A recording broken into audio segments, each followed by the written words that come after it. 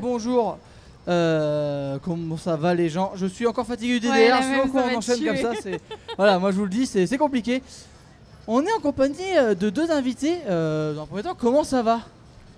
Fatigué, fatigué, mais ça va, ça se passe bien, ça rentre bien surtout. Ouais, il y a du monde déjà, hein, voilà, la régie n'hésite pas à montrer cette envie, mais il y a déjà beaucoup de monde mine de rien. Ouais. Ça va aussi du coup? Oui, ça va, très content d'être là, aux côtés de Cédric bien évidemment, donc voilà. D'accord, donc moi c'est Cédric, je suis le président de l'association West Coast Arcade en fait. On a fait un partenariat avec le Parc des Expos qui voulait faire un événement.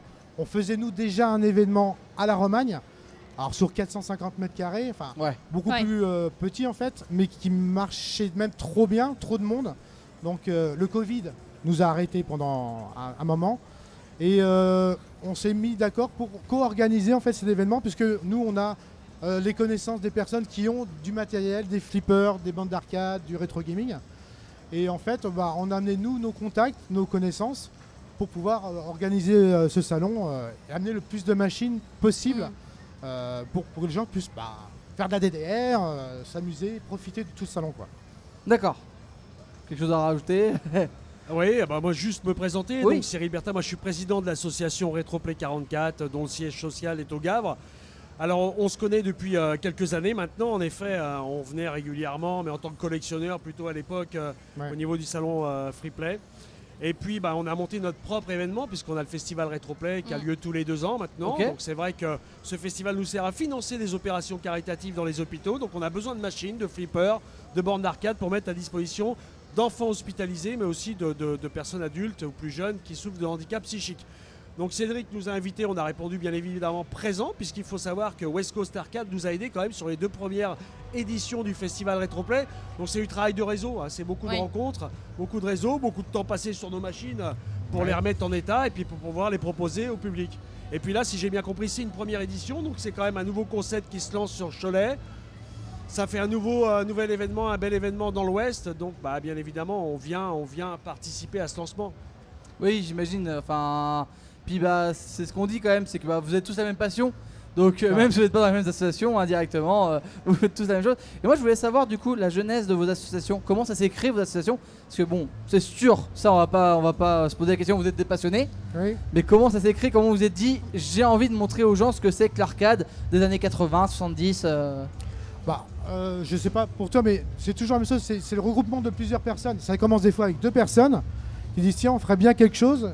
Moi, c'est l'ancien président de mon association en fait, avec son ami qui ont voulu lancer quelque chose, mais ils n'avaient pas de flipper, ils avaient que de l'arcade. Et un de ses amis vient faire l'électricité chez moi, j'avais 5 flippers chez moi. Il a dit tiens, contacte-le. Oh, on fait un petit salon, 150 mètres carrés, puis c'était trop petit, puis 400, et puis bon, on est rendu là. On est venu les aider, ils sont venus nous aider. L'intérêt en fait c'est de partager un petit peu et on essaye au maximum d'aider. Il y a Crazy Flip aussi qui est avec nous, qui nous aide, qui fait tout la partie rétro gaming et qui amène des machines. Et voilà, et on s'entraide tous entre nous pour pouvoir proposer sur l'Ouest en fait le maximum de machines et que tout le monde puisse en profiter, c'est surtout ça le plus important quoi. Oui, et puis faire découvrir au plus grand nombre, j'imagine que c'est quand même le plus important aussi. Je pense qu'on peut parler de collection, tellement il y a de choses là ici dans le salon, on a déjà montré un peu en duplex. Honnêtement, moi j'adore ça, je sais que Vanna aussi adore ça. On aurait pu s'arrêter sur chacune des bornes, chacune des flippers, mais bon, il nous faudrait 2 jours, c'est pas possible. Si jamais, est-ce que vous avez des bornes ou des flippers ou des choses que vous avez envie de mettre en avant? Est-ce que vous avez des pièces de collection que vous êtes méga fiers d'avoir par exemple? Oui, la DDR pour nous. Oui. Toi, je pense la fameuse. Et toi du coup c'est moi j'ai envie de vous dire que chaque machine est unique parce qu'on est quand même des gars des années 80 à l'origine, donc la passion elle n'est pas récente, elle est ancienne. On a connu ces machines là dans les bars. On mettait des pièces, puis après on s'est dit un jour on aimerait bien en avoir un, on en a eu un flipper, une borne d'arcade, puis après nous on a monté des associations, on a été un peu plus loin, parce qu'il faut savoir quand même c'est du matériel qui coûte cher. Après oui, il y a tellement de belles machines. Après nous pour les pièces vraiment qu'on a envie de mettre en avant, surtout dans nos opérations Retro Smile, je pense à la Mai Mai. La Mai Mai, il n'y en a que 4 ou 5 en France, c'est une grosse borne, celle qui ressemble à 2 énormes tambours de machine à laver. C'est une borne du Japon, japonaise. Je cherchais le nom. Voilà, ça c'est quelque chose d'assez atypique, on va dire. Et puis après, on a quand même des bornes de conduite qu'on n'amène pas tous les jours non plus sur ce type d'événement parce que c'est lourd. Et là, ce sont des belles pièces. Au niveau des flippers, Moi j'ai envie de vous dire, nos flippers de cœur, c'est ceux aussi qu'on met dans les hôpitaux, le règlement d'Alorien, le Avengers. Après, vous avez quand même des pièces peut-être plus atypiques sur le salon. Il y a des vieux flippers électromécaniques. Il y a un magnifique flipper, je pense que vous allez aller les voir, de Hexa Pinball. Ouais. C'est 100% français. Ouais. Ça, c'est la nouveauté. Et on est très très fiers quand même d'avoir un constructeur et un flipper qui se lance. Français, ouais. Puis après, oui, il y a des machines mythiques. Puis il y a des belles pièces aujourd'hui. Hein. Ouais. J'imagine que tout ça c'est de l'entretien, vous avez dit, hein, vous prenez soin des machines, c'est très long des fois. Si jamais, je sais pas, je vous dis une bêtise, quelqu'un a une borne d'arcade chez lui, ou un flipper, ou n'importe quoi, il sait plus quoi en faire, est-ce qu'il peut vous contacter, ou est-ce que vous avez des contacts peut-être de personnes où on peut les donner, ou... Comme ça, toi? Alors c'est rare. Alors nous, Ouais, on va être honnête avec vous, hein, ça coûte très cher, donc il faut en effet avoir des partenaires solides. Ouais. Il faut faire des opérations aussi qui rapportent un peu d'argent. Nous avons aussi des dons. Il faut rappeler que les associations loi 1901 qui ont des objectifs caritatifs peuvent défiscaliser, hein, les autres aussi, mais nous jusqu'à 60%, ça aide. Et puis après, en effet, nous avons des personnes qui nous contactent parce qu'ils ont des machines, alors plutôt du rétro gaming, des vieilles consoles de jeux qu'on remet en état. Sur du flipper, c'est plus rare quand même. Et sur la borne d'arcade, ce sont essentiellement des professionnels du secteur. Ouais. Qui à un moment dans leur stock n'ont pas envie de garder ça, n'ont pas envie non plus forcément de faire du business sur des vieilles machines et ils nous contactent, voilà, soit pour faire un don, soit pour nous les vendre à des prix vraiment défiant toute concurrence. Voilà, c'est plus du réseau, ça correspond vraiment aussi à, on va dire, aux objectifs de l'association. Donc c'est plus ça. Sinon, on achète aussi. Oui, bah oui, j'imagine de toute façon les bandes Et japonaises. on met nos machines personnelles à disposition, faut le savoir quand même. Oui, parce que chez vous, du coup, j'imagine qu'il y a aussi des machines qui traînent à droite à gauche. Ouais. Alors je précise aussi que les machines souvent ne fonctionnent pas. Oui, Elles sont toutes sales, ça fait 15 ans qu'elles sont stockées, donc il faut tout démonter, tout nettoyer. Retrouver des pièces, c'est extrêmement compliqué, voire impossible. Donc vous voyez là, l'écran de la DDR ne fonctionnait plus. Donc on a dû démonter une télévision, acheter une carte chez un partenaire, Small Cab, qui a plein de pièces comme ça qu'on peut récupérer. Et pour pouvoir le présenter là, en fait, des fois c'est la course un peu quand on fait un salon, parce que tout marche, et quelques jours avant on dit bon, on la réessaye, ça marche plus, on recommence. Donc c'est beaucoup de temps. Ça, moi je remercie nos femmes aussi, parce que notre famille, parce que des fois on n'est pas forcément très dispo. Voilà, donc c'est très prenant, et si on n'a pas la passion, on peut pas rester dans ce milieu-là, c'est pas possible. Parce qu'on passe beaucoup de temps, on est bénévole, donc on ne gagne pas d'argent, nous, c'est un don en fait qu'on fait. Et on fait profiter tout le monde, voilà. Et que les enfants viennent jouer avec leurs parents à la DDR, au flip, c'est vraiment cool, quoi. Ou un petit parti de Pong, voilà, c'est tout bête, un petit parti de Pong avec son gamin, voilà. Ou une jammer. ouais, ça. Non, mais c'est de toute façon, et puis, alors j'imagine que du coup, on parlait de la DDR, mais toutes les bornes ici ont sans doute la 3/4, en tout cas des PCB originales. Oui. Et c'est ce qu'on disait, c'est des choses où ça n'existe plus aujourd'hui, ça ne fait plus, c'est plus fait en série. Non. Donc effectivement, c'est très dur à restaurer une borne encore au jour d'aujourd'hui. Oui, c'est dur et les prix ont augmenté. C'est-à-dire si vous voulez dans une borne d'arcade avoir un stack d'origine fonctionnel, voilà, faut mettre le prix ou faut savoir le réparer. Ils sont pas tous dépannables, c'est le problème. Alors il y a des techniques maintenant, mais on essaye d'éviter. Mais parfois pour sauver certaines machines, des bornes d'arcade, on va être obligé d'émuler sur un jeu en particulier. En fait, on remplace le stack, la CPU, par un système d'émulation, mais dédié à la borne. Oui, donc c'est la seule solution parfois qu'on a pour sauver certaines machines. Voilà. Parce qu'au bout d'un moment, ça va s'arrêter. C'est-à-dire que. De toute façon, c'est ça, c'est le rétro gaming. Hein. Nos consoles, les NES, tout ça, pour l'instant, il y en a encore entre guillemets beaucoup. Mais il y en a encore beaucoup qui fonctionnent. Mais oui, indirectement, il y aura bien un moment où. Ça va être problématique. Encore, il y a des communes en fait pour l'arcade. Il y a des sites comme Game Over ou des choses, ou Flipjuke pour les flippers. C'est une communauté, on essaie de s'entraider. Certains sont assez fous pour recréer des cartes pour pouvoir faire. Et ça, je les remercie parce que ça nous sauve bien des fois en fait. Le rétro gaming, c'est plus facile à réparer entre guillemets. Mais c'est devenu excessivement cher, je trouve. Une NES à 200 balles, pour moi, c'est dommage parce qu'on ne peut plus vraiment collectionner. En fait, les gens, ils sont en train d'investir, ils ne collectionnent plus. C'est ça. Donc, moi, je vois les flips, c'est devenu extrêmement cher. Très cher. Les bornes sont en train de monter. Même si elles sont en mauvais état, les gens, ils vont les avoir, ils vont même pas les réparer, certains. Ils font des stocks. Oui, juste ils les gardent et puis. Voilà, ils les jouent pas avec. Et par exemple, les bornes, les gens ne prêtent pas de bornes. Toutes les bornes là, c'est des bornes de nos assos. Ouais. Voilà. Sinon, il n'y a pas un prêteur de bornes, j'en ai pas vu. Hein. Personne m'a proposé. Flipper, les gars, ils viennent. Ouais, les mecs sont là, ils veulent. Ouais. J'ai un monsieur qui m'a ramené 4 flippers pratiquement neufs. Ah ouais. C'est un collectionneur, Ah oui. 5 même. Rémi, ils sont magnifiques, des répliques, ça coûte une fortune. Ouais. Et il a pris 2 camions, il a loué, voilà, et il vient pour le plaisir. Donc c'est ce côté-là, nous, qu'on adore en fait et qu'on aime bien. Et on va aller boire un coup, manger un petit truc, discuter ensemble. Et c'est là aussi que les flippers s'échangent. Vous n'allez pas le voir, ça. Voilà, on va vendre des choses, on va avoir des contacts. Ouais. Tiens, t'as une borne, moi j'ai un truc, on s'échange. C'est comme ça que ça marche, quoi. De toute façon, en tous les cas, vous, ce que vous voulez aussi, c'est quand même la conservation des machines. Ouais. Donc, si vous savez qu'il y a part avec un autre collectionneur qui est aussi passionné que vous, Oui, il voilà. n'y a pas de souci dans l'idée. Il y a un vrai intérêt aussi parce que c'est raccord avec la pop culture. Que ce soit dans les Ah bah années oui. 80, 90, 2000 et même maintenant, regardez les thématiques des machines, en fait, on est pile poil dans la pop culture. Spider-Man, vous avez le vieux Gottlieb là qui est ici, et puis vous avez le Venom qui vient d'arriver, et on est bien dans l'univers Marvel, Spider-Man, vous voyez. Oui, bah, c'est totalement. vrai. Donc on s'aperçoit qu'en fait il y a une vraie logique de continuité, donc Ouais. on s'inscrit dans de la culture aussi. C'est ça qui est intéressant. Et puis, c'est vrai que nous, on a perdu les bornes d'arcade en France et en Europe, mais on va au Japon par exemple. C'est Ouais. toujours quelque chose qui est quand même encore très très démocratisé. Et il y a encore des salles d'arcade, bon, même si malheureusement il y en a de plus en plus qui ferment Il y en a aussi. confirmé, hein. Malheureusement, mais bon, ça après c'est. Je pense que c'est l'évolution, c'est qui fait ça. Mais il y en a encore. C'est-à-dire que nous, c'est vrai qu'on a perdu entre guillemets cette mode, même si elle revient de plus en plus. Et moi, ça m'étonnerait pas que dans 5-10 ans, il y a des bars qui ouvrent, qui sont des bars de comme à l'époque, hein, des années 80, avec des bornes, tout ça. Enfin, Ah, il y a des initiatives, hein. Moi je connais Ah ouais plusieurs endroits où ils ont fait alors des bars à jeux, des Oui. bars à jeux de société, tout ça, on en voit. Mais ça coûte tellement cher Oui. pour que ça revienne que c'est pas évident aussi. Alors vous avez ça dans les UGC, CGR, des choses comme ça, des bornes encore et tout ça, mais ouais, une borne c'est neuf, c'est 15 000, 20 000 euros. Un flipper c'est 10, 12, 15 000 euros. Hein. Donc faut mettre 10 flippers, c'est l'investissement lourd et faut en mettre des pièces hein, pour que ça rapporte. bah oui, ça. Voilà. Donc, mais c'est Ouais. pour ça de toute façon, donc c'est très compliqué. C'est à part. Voilà ça. C'est un monde, voilà. Mais c'est vrai que si jamais vous avez l'occasion même de vous intéresser à ce monde, honnêtement, n'hésitez pas. Moi j'ai eu la chance d'y être aussi pendant 2-3 ans et de m'intéresser à ça. Et c'est vraiment top. Puis voilà, il y a des gens passionnés comme vous, donc c'est toujours super cool. Revenons un peu quand même à Gaming Cholet quand même. Vous aviez un salon, c'est ça? Oui, c'est ça. D'accord. À côté en fait, pas Ok. très loin. Voilà. Vous avez été contacté du coup par la ville de Cholet Oui. pour faire cet événement. Comment ça s'est fait? Du coup, vous avez contacté.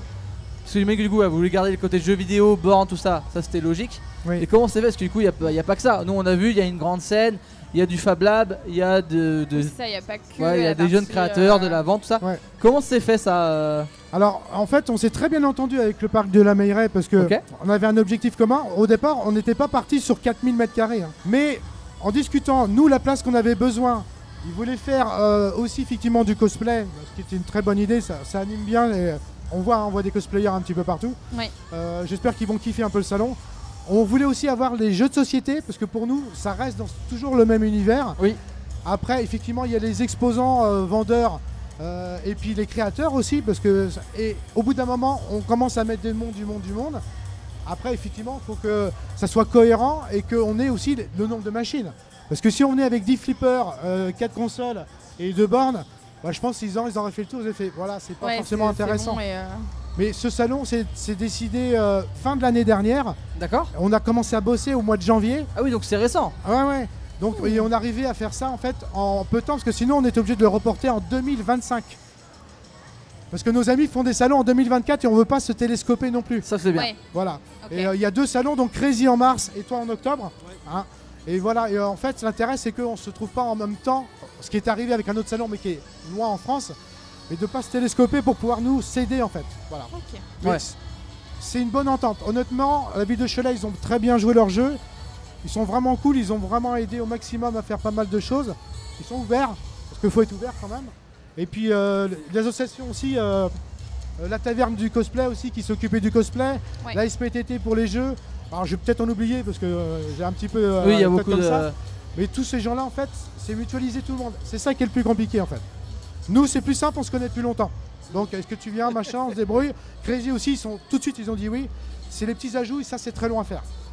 Si jamais Pandora, t'as des questions, vas-y. Alors hein, moi c'est c'était coupé. plus parce que toi tu connais bien en jeux rétro etc. Moi j'avoue je m'y connais pas énormément. Qu'est-ce que vous conseillerez pour les personnes qui on va dire ne connaissent pas mais sont intéressées par l'univers rétro gaming? Donc par exemple quelle borne vous conseillerez, quel flipper? Parce que du coup, on avait parlé de Spider-Man tout à l'heure. Je vois quelqu'un qui viendrait aujourd'hui, par exemple, Ouais, ici, voilà. qui aurait un vrai coup de cœur et qui se dira j'aimerais bien avoir une machine chez moi. Ouais. Alors après, ça dépend de quoi on parle. Est-ce qu'on parle de flipper, est-ce qu'on parle de borne d'arcade? Oui. Le rétro gaming est quand même beaucoup plus accessible pour démarrer, même si je rejoins complètement Cédric. C'est pas normal d'avoir des des NES à 200 € sur eBay ou ailleurs. Voilà, c'est pas possible. Ça, c'est abordable quand même. On arrive à trouver des consoles de rétro gaming. Parce que le rétro gaming, c'est une manière de venir à l'arcade aussi. Oui. Alors l'arcade, après certains, en effet, il faut regarder les annonces, il faut essayer de se trouver une borne ou contacter des associations qu'il y a ici ou des professionnels pour essayer d'avoir sa borne chez soi. Il y en a même certains qui fabriquent leur borne. Alors ça, bon, pour un usage individuel, ils font ce qu'ils veulent, ils mettent ce qu'ils veulent dedans. Nous, c'est pas trop notre cam. Et après, un flipper, voilà, il faut regarder comme nous on a fait à une époque sur les petites annonces. Il faut se déplacer, voir s'il y a des machines à vendre, quel budget on a, est-ce qu'on est capable de dépanner ou pas, est-ce qu'on a un peu de connaissances dans l'électromécanique, électronique. Parce que derrière, quand même, c'est beaucoup d'entretien. Puis après, si on a les moyens, on se fait plaisir, on s'achète une machine toute prête qu'on met à la maison. C'est un peu tendance. Faut pas se le cacher. Les cinquantenaires, donc c'est-à-dire nous qui étions dans les années 80 des ados. Maintenant, voilà, on a un peu plus de finances, on peut se faire plaisir. Certains ont les moyens aussi de leur passion. Bon, nous, on a toujours mis les mains dans les machines, on a toujours bidouillé, donc on continue. Ouais. Mais c'est vrai qu'il faut y aller au coup de cœur. C'est pour n'importe quelle passion. Je vois, vous avez tout un pôle cosplay aussi. Ouais. C'est pareil, les cosplayers, enfin, je veux dire, pour certains, ils osent pas, ils découvrent, ils s'aperçoivent qu'on peut créer des artifices, des articles, etc. Il y a de la couture, il y a un réseau, il y a une communauté. Oui, on change un peu de personnalité, on personnifie des persos, c'est sympa. Bon, nous, on est un peu plus sur des communautés, on va dire, où on aime bien mettre ce qu'on entretient ou ce qu'on a réparé en valeur et le partager avec le public. Voilà. Partager, voilà, c'est ça le plus important. Ouais, c'est ça qui est génial, c'est que, comme je disais, donc, on a des personnes qui s'y connaissent très bien et donc il y a des personnes qui s'y connaissent un peu moins, qui accompagnent tout ça. Et en fin de compte, ça peut plaire à ces personnes qui n'y connaissent pas. Et ça peut permettre aux personnes aussi de continuer sur la lancée de ce qu'ils aiment, en fait, de leur plaisir. Et peut-être aussi découvrir, parce qu'on ne connaît pas forcément tous les jeux des bornes d'arcade, etc. En sachant que nous, on a découvert certains fonctionnements. Donc là, avec la grosse manette, on se demande waouh, qu'est-ce que c'est. Donc c'est vrai que c'est vraiment... pour moi, c'est vraiment une très très bonne idée. Mon petit fils. Puis moi, je suis en train de découvrir donc, petit à petit, et puis grâce à vous. Parce que je ne les connais pas réellement. Ben oui, ouais. Alors, une bonne manière aussi de s'y mettre, c'est quand on adhère à une association, on peut être doué de ses mains pour bricoler, mais on n'y connaît rien, par exemple, en électronique. Le fait de participer à des événements régulièrement, on apprend comment on déplace un flipper, comment on le charge dans un camion, comment on bouge une borne d'arcade, comment ça fonctionne, une console de jeu d'arcade, comment ça se branche, etc. Et on s'aperçoit que petit à petit, c'est des connaissances qui se transfèrent et on monte, et les membres montent en compétences progressivement. Et nous, on a certains adhérents qui n'avaient pas de machine et qui maintenant se mettent à récupérer des bornes d'arcade, à les refaire et c'est chouette. Et du coup, ils les mettent aussi à disposition. C'est des vraies dynamiques. On transmet le virus, quoi. C'est un petit peu ça. C'est ça. Mais c'est très dangereux parce qu'on commence comme les flippers. C'est comme moi. Un flipper, il est bien, on fait des salons, il est bien, il est bien. Voilà, vous retrouvez avec beaucoup. Mais c'est vrai ce que tu dis, c'est quand les gens viennent dans l'association, c'est pas forcément, faut pas qu'ils soient électrotechniciens. Je ne suis pas. Donc voilà, mais moi j'ai acheté un flipper, il est tombé en panne 2 jours après. Donc flip juke. Voilà, je pose, faut être curieux en fait. Et en fait, c'est la transmission pour nous. Les gens vont découvrir. Il y en a qui vont passer très vite dans l'association parce que ça ne leur conviendra peut-être pas. Ouais. Parce que c'est beaucoup de manutention, c'est beaucoup on met les doigts dedans. Moi, des flippers, des fois, je passe plus de temps. Enfin, je passais plus de temps à les réparer qu'à jouer avec. Ah, ça. Voilà, parce qu'on a des problèmes, parce que c'est des machines qui ont 20, 25 ans, 30 ans, donc voire plus. Donc, faut vraiment être dedans en fait. Ouais. Mais des gens extérieurs, comme tu dis, vont toucher une petite borne d'arcade, qui n'est pas simple non plus d'ailleurs à réparer, du coup des pièces. Mais le rétro gaming, tu as raison, je pense que les gens commencent certainement plus par là.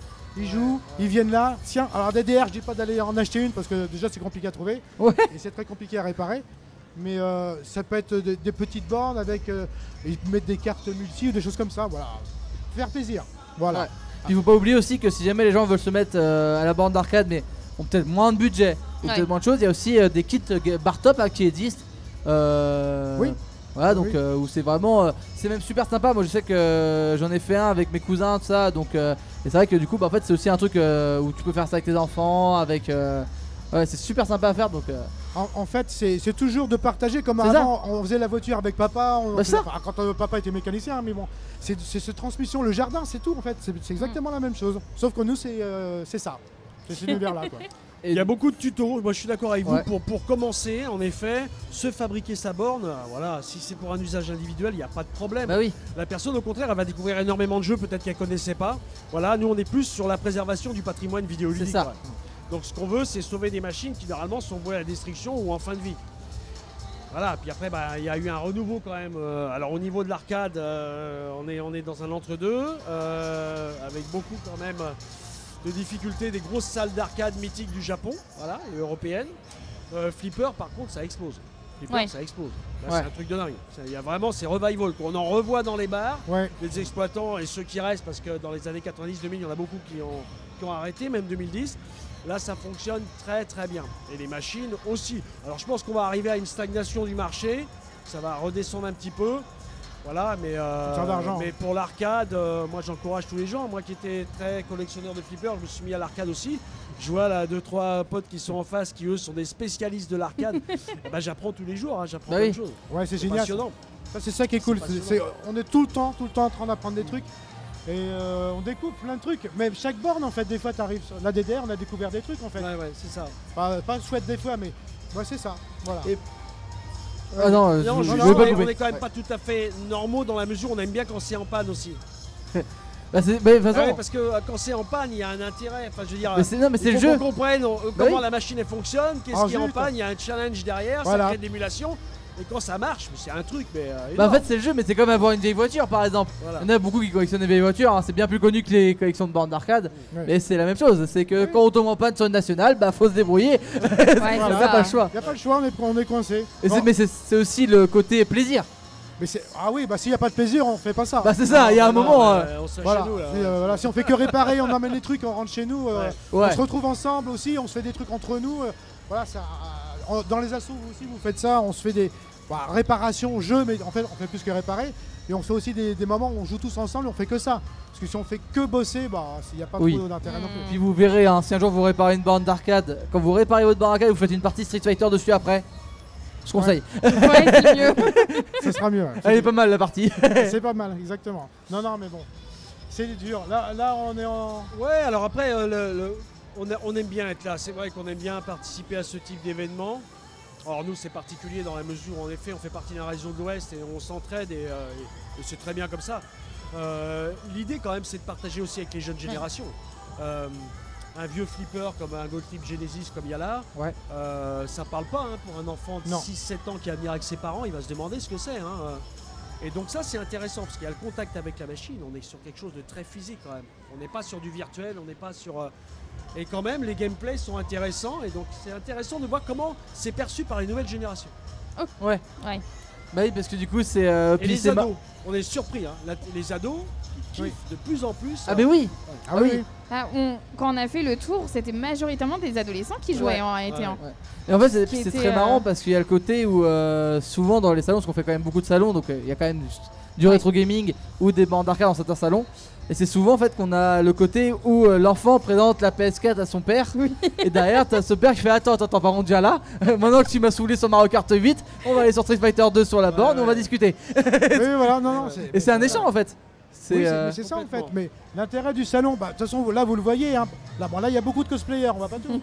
Mais vous avez les parents, les enfants, Ouais. ils vont aller jouer ensemble ou séparément. Mais en fait, tous ces gamins-là qui sont peut-être que sur console, parce qu'il n'y a pas de salle d'arcade, par exemple à Cholet, il n'y a plus rien de mémoire, malheureusement. Et là, ils vont pouvoir jouer ensemble au jeu et profiter du flip, des choses qu'ils voient. Voilà, on voit pas ça souvent en fait. Ni dans les magasins, ni autres. Ils vont pas aller acheter un flipper à Leclerc, par exemple, ou acheter une borne de l'autre côté, ou la DDR Bah pour oui. jouer. Donc, qui profitent, voilà. C'est ça l'intérêt. Qui viennent et qui profitent du salon et qui s'amusent. Alors, par contre, c'est vraiment un système de partage générationnel. hein. C'est parents-enfants. Après, il y en a qui viennent tout seuls, qui sont ou jeunes adultes, etc., qui ou connaissent ou ont envie de découvrir. Parce que on a tous les cosplayers. Par exemple, on parle des cosplayers qui viennent, eux peut-être qu'ils connaissent pas tout ce qui est borne d'arcade. Il y a un domaine qui les intéresse et que ça va peut-être leur permettre justement de s'intéresser à un autre domaine. Donc Oui. ici, les jeux d'arcade ou jeux de société. Donc c'est C'est plutôt une bonne chose. Oui, hein. le mélange des communautés. Alors Ouais. nous, on en a fait notre leitmotiv au festival Retroplay.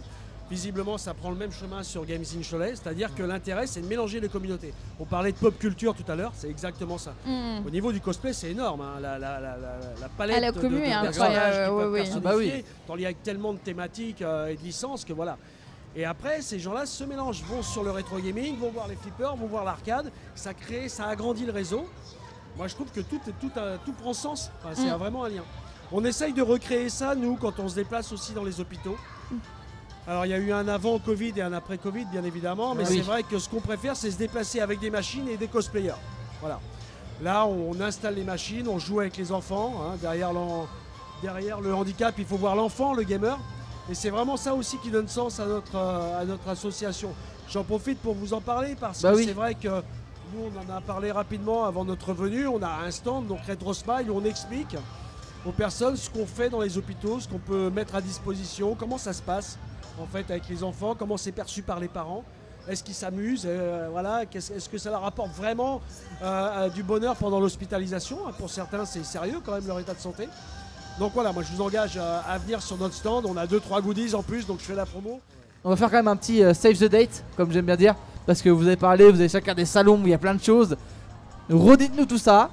Et si jamais vous avez des réseaux aussi, des choses, alors bien sûr on va en reparler tout à l'heure quand on va se balader.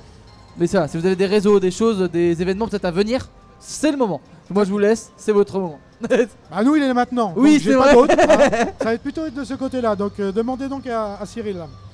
Alors nous, bah oui, ce sera la 5e édition du festival Retroplay en octobre 2024. C'est tous les 2 ans maintenant, la dernière était en 2022. Et vous pouvez découvrir déjà le teaser, la fiche teaser sur notre stand. On a mis que quelques morceaux sur Facebook.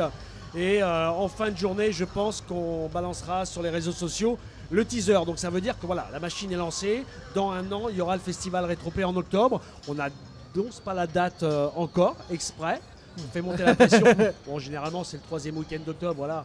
Oh là là là là là là, voilà. on le tease. On attend quand même de savoir si, en fonction des vacances, voilà comment se positionner. Ce sont des grosses machines à organiser. Alors c'est vrai que là, Cédric et West Coast Arcade travaillent avec le Parc Expo de la Meilleray.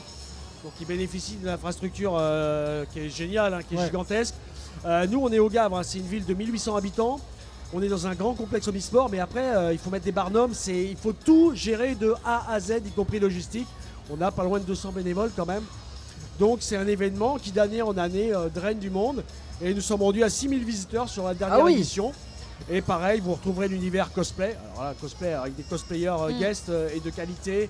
Et des cosplayers qui participent aussi à des concours. Donc on reprendra le concours cosplay bien évidemment en 2024. Et puis rétro gaming, rétro computing, les anciennes, ce qu'on appelle les ordinateurs. Ouais. Voilà. Donc les premiers ordinateurs individuels, on avait fait une grosse thématique Atari en 2022. Donc là encore on aura des surprises. Et puis nous on arrive à 150 flippers, on n'a pas envie d'aller au-delà, ce qui est déjà pas mal. C'est déjà pas mal du tout. Et on était Oui, à, déjà je bien. crois, pas loin des 80 bornes d'arcade. Je regarde Anthony là, sur la dernière édition. Oui, ça commence à être du costaud, du sérieux, et heureusement qu'on a de l'aide de tous nos partenaires associatifs et professionnels. Donc voilà, rendez-vous pour le RP5 en octobre 2024. C'est parfait. Let's go. Et ben la transition est toute faite. Ah, une petite juste, je veux parler de Crazy Flip parce que eux aussi, hein, parce que nous non, mais eux en salon fin mars à Chaland, pareil, ils ont, c'est une belle commu, ils ont pas mal de machines aussi, donc allez aussi au Crazy Flip à Chaland fin mars. D'accord. Ok. Une petite précision Allez. pour terminer, et après on va. Non, mais je bien vais sûr. vous laisser tranquille. Je peux pas, Non mais vous j'arrête avez pas de raison, parler. vous avez raison. J'arrête pas de parler. Le festival Retroplay pour nous n'a de sens qu'à partir du moment où on a des opérations caritatives derrière.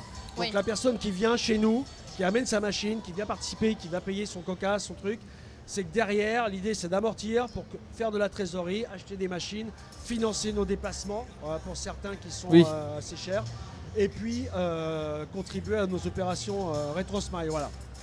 Donc l'idée c'était quand même de proposer un événement culturel mais qui soit utile entre guillemets. Ouais, qui soit utile à terme pour vous. Et Quoi. le prochain éco-responsable, on s'engage quand même, hein, là, c'est important.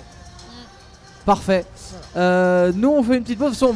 En fait, c'est juste une pause histoire qu'on a y mettre un sac, ça. la caméra. Ça va Et de poursuivre toute façon on après. se retrouve d'ici 2 minutes.